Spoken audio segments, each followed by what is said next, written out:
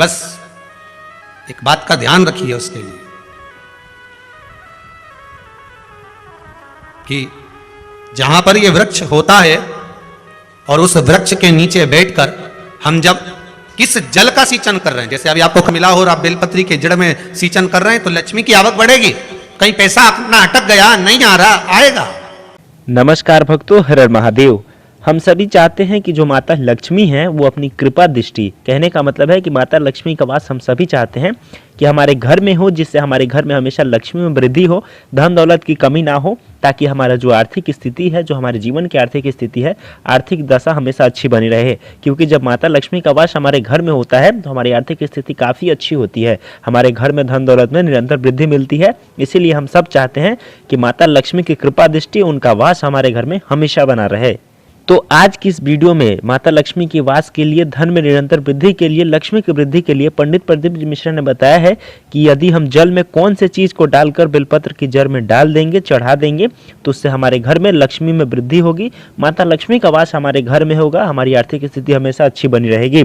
तो उन्होंने इस उपाय को इस वीडियो में के बीच में बताया है, इसीलिए आप इस वीडियो को संपूर्ण देखें, पूरा देखें, तभी आप उस उपाय को अच्छे से समझ पाएंगे। क्योंकि आधा अधूरा ज्ञान करने से, आधा अधूरा उपाय करने से फल नहीं मिलता है। इसीलिए आप इस वीडियो को पूरा देखें, उपाय को अच्छे से समझें, जिसे स्वयं महाराज जी अपने मुख से बता रहे हैं। तो चलिए शुरू करते हैं आज की इस पावन कथा को और जानते हैं इस उपाय को। ऐसी कृपा कर दो कि भक्ति का जब एक आनंद जल इस चूनर पर पड़े तो ये एकदम साफ हो जाए। शिव भक्ति निर्मलता देती है, शिव भक्ति विश्वास देती है। कोई आपसे पूछे कि शंकर जी की कथा सुनने से क्या मिलता है, तो आप कह देना धन दौलत की तो नहीं मालूम, संपदा और वैभव की भी नहीं मालूम, पर शिव महापुराण सुनने से विश्वास और बल मिलता है कि आगे करना क्या है। शिव महापुराण सुनने से कोई बोले धन मिलता हो, दौलत मिलता हो। तुम लोग कुबेरेश्वर धाम गए थे, क्या सीहोर वाले महाराज ने 2-2 हजार रुपए दिए थे कि गाड़ियां तुम इतनी लेके आए हो, वो रोड से लेके यहां तक ढेर लगी है, तो गाड़ी में डीजल किसने डलवाया? कि वो सीहोर वाला महाराज आया था डलवाने के लिए।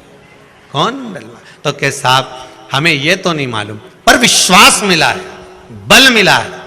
शिव महापुराण धन दी की नहीं दी, संपदा दी की नहीं दी, और आपकी मनोकामना पूर्ण हुई नहीं हुई वो आपके ऊपर है। हम कोई गारंटी तो नहीं ले, हम तो इतनी गारंटी जरूर ले सकते हैं, जैसे सुखदेव जी महाराज ने राजा परीक्षित से कहा था। राजा परीक्षित बोल रहा था, महाराज 7वें दिन मरने वाला हूं, कृपा कर दीजिए। भगवान बोले, देख रहे दादा, मरेगा तो जरूर, मरना तो निश्चित है। बादाम खाएगा तो भी मरेगा, नहीं खाएगा तो भी मरेगा, गुलाब जामुन खाएगा तो भी मरेगा, नहीं खाएगा तो भी मरेगा, कहीं ऊपर पहाड़ पे जाएगा तो भी मरेगा, जमीन पे रहेगा तो भी मरेगा। कई तो ऐसे हैं कि बाथरूम से नहा के आ रहे थे, फिसल गए तो नहीं पट गए।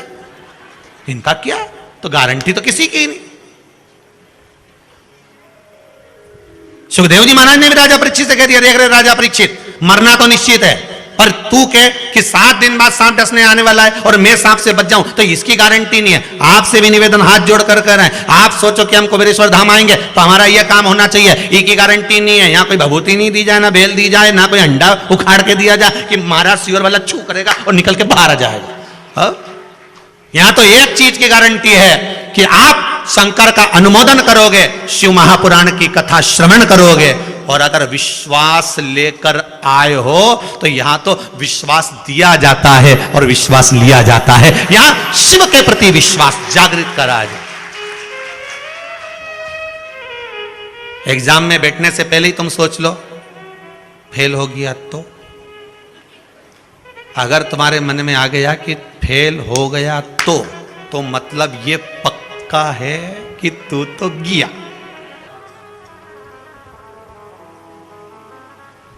वर्णन किया गया कि पीपल के वृक्ष की जो जड़ होती है,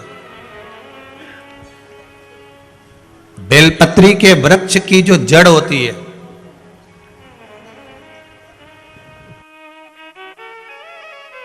और आंवले के वृक्ष की जो जड़ होती है, इसके नीचे स्वर्ग का निवास होता है।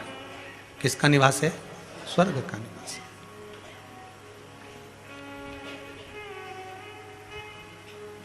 अथर्ववेद में भी कहा और छंदो ज्ञोपनिषद में भी वर्णन करा।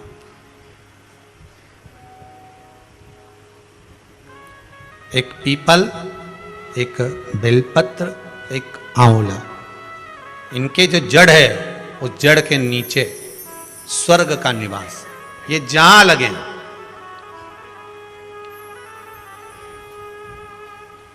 बस एक बात का ध्यान रखिए उसके लिए कि जहां पर यह वृक्ष होता है और उस वृक्ष के नीचे बैठकर हम जब किस जल का सींचन कर रहे हैं, जैसे अभी आपको कहा था कि जल में अगर लाल चंदन मिला हो और आप बेलपत्री के जड़ में सींचन कर रहे हैं तो लक्ष्मी की आवक बढ़ेगी। कहीं पैसा अपना अटक गया, नहीं आ रहा, आएगा।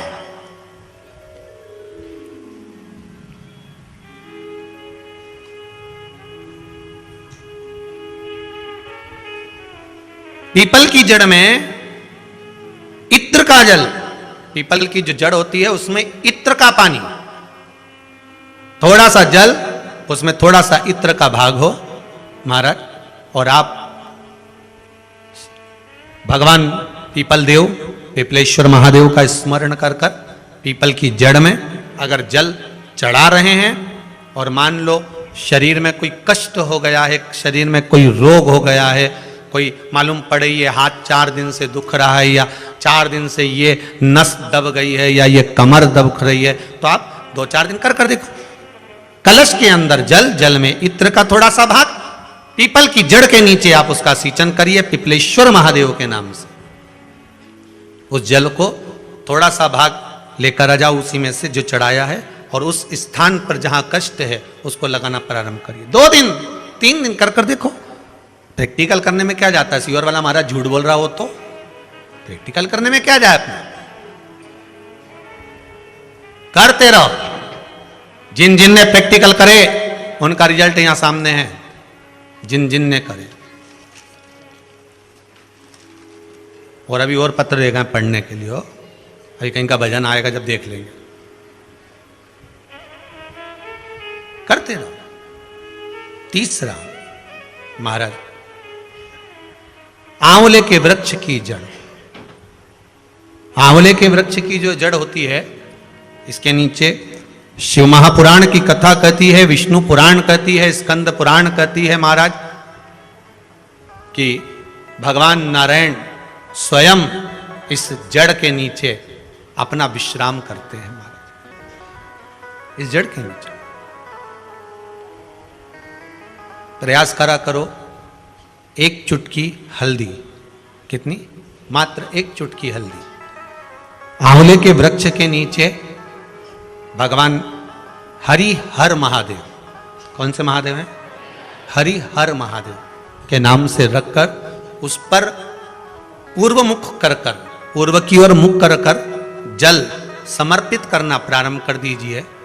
आप अगर प्रयास करेंगे, शुक्रवार की शुक्रवार करें या नवमी की नवमी करें, अष्टमी की अष्टमी करें, प्रदोष की प्रदोष कर लें, सोमवार की सोमवार कर लें, तो आंवले की जड़ के नीचे अगर हमने हल्दी रखकर जल का भाग समर्पित करा है पूर्वभिमुख होकर, तो अगर व्यापार नहीं चल रहा है, 1 हफ्ता हो गया, बैठे हुए हो, कोई ग्राहकी नहीं है, तो 1 बार करो, दूसरी बार करने जाओगे तो आप अपने आप दौड़ कर जाओगे कि मेरा 1 हफ्ते से व्यापार अच्छा चल रहा है। आप दूसरी बार करोगे तो आपको ये ज्ञान उपदेश ये प्राप्त हो जाएगा, अपने आप रिजल्ट सामने आएगा कि हाँ, हमने आंवले के वृक्ष के नीचे हल्दी को समर्पित करा था और उसको चढ़ाने के बाद हमने जो जल चढ़ाया है उसका फल हमको प्राप्त हुआ, उसका फल हमें मिला है, उसका फल हमें मिलेगा। कोई भी क्रम करे, हम फिर कहेंगे, फिर निवेदन करेंगे, कुआं खोदो, एक जगह खोदो, पानी निकलेगा। कभी यहां भटक गए, कभी वहां भटक गए, थोड़े दिन यहां आ गए, थोड़े दिन कहीं दूसरी जगह चले गए, फिर तीसरी जगह चले गए, चौथी जगह चले गए, भटक रहे हैं। अब बाबा से विनती करना, अब नहीं भटकूंगी चाहे कुछ भी हो जाए, बहुत भटक ली, सारी दुनिया में जाकर घूमी आई, सबसे निवेदन कर कर आ गई, अब मेरे बस की नहीं बची, अब तो तेरा दरबार है और तेरा भजन है, इसके सिवाय कुछ नहीं करूं। श्री शिवाय नमस्तुभ्यं, श्री शिवाय नमस्तुभ्यं, श्री शिवाय नमस्तुभ्यं, श्री शिवाय नमस्तुभ्यं, इसके सिवाय कुछ नहीं करो।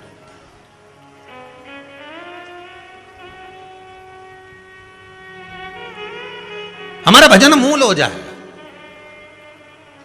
एक विदल और उत्पल दो असुर हुए। पार्वती मैया ने जो भजन करा था, स्मरण करा था, शिव मिले थे, उनकी भक्ति दृढ़ थी। विदल और उत्पल ने एक बार माता पार्वती जी को देखकर बड़े आनंद के साथ उनकी ओर लोभित हो गए, उनकी ओर आसक्त हो गए।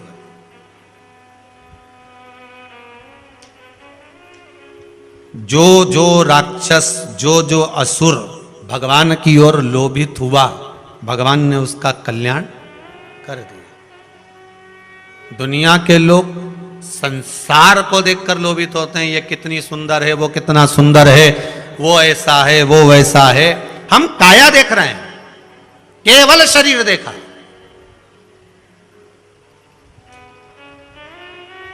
आधे से ज्यादा रिश्ते तो ये काया के चक्कर में गड़बड़ हो गए। लड़का अच्छा है ऐसा, लड़की बहुत बढ़िया है, दिखने में तो कई जोरदार।